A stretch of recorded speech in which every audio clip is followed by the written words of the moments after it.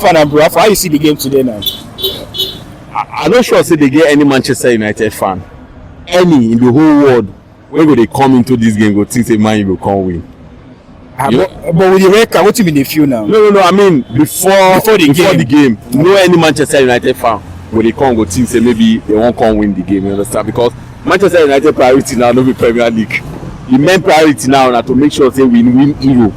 Because if Man U no win Euro, na there we go know how far. But man, 1-1 the game. I think it's not a bad result to be kind. I never expected that. As soon as they scored that one goal, I will think a day over. And I think that red card really helped Man U. So now the red card now I take advantage of like this so today. Yeah. I mean, if we be proper team normally with that red card was supposed to win the game. You understand? They got the red card in 70-something minutes. You understand? Yeah. So you have almost like 20 minutes to win the game. But Manchester United, I think our performance today really defined how Manchester United is. And I want to say something. See, Ruben Amorim tactics, Ruben Amorim's system is a beautiful system. But this Manchester United team don't have the IQ, they don't have the tenacity, they don't have the strength, the football strength to play that system. You understand? You know why? Okay. Every time Man U break through, every time they break through that they pass their own half. Okay. Into an opponent half bar, they will look dangerous for like 30 seconds. Do you understand? Like as soon as they get past that center, they will look dangerous. It will be like almost everybody they move fast. But that final decision and final finishing, that's where the problem is. Do you understand? Okay. And I love what Amorim is doing now. I love the fact that he's playing Garnacho like from the middle of the park. Because I feel like Garnacho is playing absolutely very well. In last two games he has been playing absolutely very well. And that first formation, putting Maino and Casemiro in the middle of the park, I think really make Bournemouth to dominate us today. See, Maino is a good player, but he doesn't have the strength to command the middle of the park. So for Maino to perform well, you need someone that can run around where he cannot run around. Because this is what I found out about Maino. Technically, Maino is very good. You understand? But when it comes to running around, running, tackling, defending, going up, going down, running the flank, Maino no good. Do you understand what I mean? Yeah. Now why I dey pray may the likes of Mason Mount hit form? I get something why they calculate. Mason Mount hitting form, and you have the likes of the Mason Mount playing from flank. Do you understand? You now have Mainu and another very good defensive midfield. I think it will make sense. Because Mason Mount, one thing good about him, even when they brought him in today, one thing very good about him is he has the strength to run around even if it's for 90 minutes. And I remember when he was in Chelsea, that's what makes him different from other players. The idea that he can run, he can tackle, he can play from the back to the middle to the other, he can shoot. And then today, unfortunately for him, he was not able to score a goal there. Okay, so I guess you now, it was a very good performance from Manchester United team today. Yeah. So what do you think what is Manchester United lacking currently now in the team? Hodgland scored today. I mean, he played almost 100 minutes, you understand, and he scored that one goal. Baba Jody happy. I love it when a player score and you like absorb it, enjoy it. Okay. I don't like it when you score goal and you be like, I don't fuck up since this one. I don't need to celebrate. I love the fact that he celebrated it. But if there's something that Manchester United is missing, it's a striker. You understand? A very precise striker. A striker that can give you 30 goals in a season. See, I keep saying this thing. In 2012-2013 season, that Manchester United won the league. Man United conceded in 70% of their matches. First. They considered first in 70% of their matches. And 60% of it, they won. Do you understand? You know why? Because they have strikers that can score goals. If you can't score goals and you are conceding, you're not going anywhere. Now, why man you see them minus goals now? If today we get striker with his give us like 30 goals, before they plus 30, plus 20 something goals now. You understand what I mean? So our biggest problem, I know they talk our biggest problem is not defense, our biggest problem is not midfield. Our biggest problem is having a proven striker that can score 20-30 goals. And I hear say Manchester United managers, teams, they go for the lap. Signing a lap is like signing Hotland again. You understand?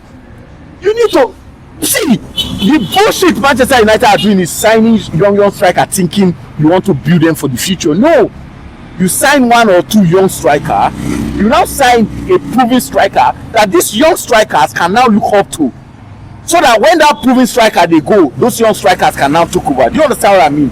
But for you to say, okay, we'll buy the lap or add for Hotland, why you go still struggle next season? But talk about Delap has, I think, about 12 goals to his season. So I think even if he comes to Man U with the team surrounding him, like the midfield, the wing, I don't think he's going to perform better than he's performing in Ipswich Town. Yeah, do you know how many goals Hotland scored before coming? No, you can't compare that league to Premier League. Like Delap has played in Premier League like for a full season. He has gotten about 12 goals thereabout. So you can't compare him to one that just came from another league to the Premier League. See, the pressure in Manchester United will humble you. The pressure in Manchester United will humble. If the lab come Man U now, Baba no go score reach 5 goals in the season. I mean, I know they lie. If the lab know what is good for his life and his career, me no come Man U. If he come Man U, in career go die totally. So maybe they go Chelsea or Arsenal. You understand? But if Man U really want to contest, play game next season, I think the first priority for Ruben Amorim is to make sure that he got a striker, not another creative midfielder that can play with Bruno Fernandes in the middle of the park. I think we're just okay with that. It's 4 players that I'm thinking Manchester United should have. A very good striker, get another keeper if Onana is not hitting it right, get a very good creative midfielder, and get a very good flank player. Yeah. Okay, so let's talk about your match coming next week with Atletico Bilbao. Yeah. So what do you think about the match? Do you think Man U can beat Bilbao to the final of the Europa League competition? You know, Man U, but they are very, very unpredictable. You understand what I mean? Like that, if you watch this game now, your mind could tell you, oh, more Atletico Bilbao could just finish Man U. But coming into the game now, Man U could just go win Atletico Bilbao. Spanish team now, team will say that they give Man U hard time. You understand? But the one way we don't meet this season, Real Sociedad, Manchester United come at them. I know Atletico Bilbao is such a strong team. They have good players. I understand that William is injured. I hope the injury will continue. I wish him a very slow recovery. He need to Baba need to rest well, you understand? So I think Manchester United will go into that game thinking of winning it, because that's the only hope that we have. Manchester United have to win that game and make sure that they play Champions League next season. And playing Champions League next season, I think, will attract more good players to Manchester United. Yeah. Okay, no problem. So, in case Manchester United does not win the Europa League and doesn't qualify to Champions League next season, what do you think about Amorim's tactics and the team next season? I mean, him winning the Europa League, I think, will give the fans more confidence. Okay. You understand? But if he doesn't, for me, I'll still give him chance. You understand? I want him to sign the kind of player that he wants, the kind of player that can play his system. I've seen the kind of system that he plays in Sporting Lisbon. So I think if we give him more time next season, he signed the kind of player that he wants to sign. I think Manchester United can do well, and I think Amorim can do well. But it is what it is. We have to just support Amorim for now. Support him. So what are your strikers options you're looking at in the market currently now? We're talking about Osimhen before, but I think Osimhen is out of it now. You understand? We talk about Gyökeres from Sporting Lisbon. I think that's a very, very good one now. I mean, he has over 70 goals and assists so far this season, so that would be a monster. And I think the goal is not, I mean, the money is not that much presently now. Cunha coming into Manchester United will help Manchester United too. So if you can sign Cunha, sign Gyökeres or any striker, though, you understand? I can't think very well of any good striker that can score 25 goals this season now. I think bring him into that Manchester United team and will be great. Yeah. Okay, no problem. Okay, now. All right. It was nice having you on the show. Thank you very much. Yeah. Only picture. Yeah, I need it. You know my problem with Saber. Which of the Williams get injury? Nico Williams, I mean Nico Williams. Nico Williams. But he go there for the 4th Thursday, sure. I pray so. Amen will be fit. He go there for the 4th Thursday.